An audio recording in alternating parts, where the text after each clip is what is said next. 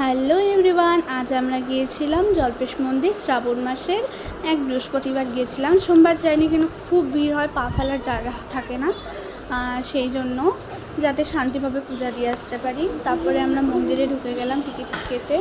এখন আমি জল্পেশ মন্দিরের খুব কাছে বাড়ি, তবুও বেশি যাইনি, ছোট থেকে বড় হলাম, খুব কমই গিয়েছি। আর এবার আমি খুব জেদ করে গিয়েছি যে না, যাবই। আমার এক্সাম ছিল, এক্সাম দিলাম। আমার বোনেরও এক্সাম চলছিল, আমার শেষ হয়ে গেছিলো। তারপরে একটা দিন বের করে আমরা গেছি, যাবই। এই যে আমাদের জল্পেশ বাবা, জল্পেশ্বর। আর হলো তোমাদের কার কার জল্পেশে ওখানে বাড়ি বা জল্পেশে তোমরা গেছো, অবশ্যই কমেন্টে জানিও।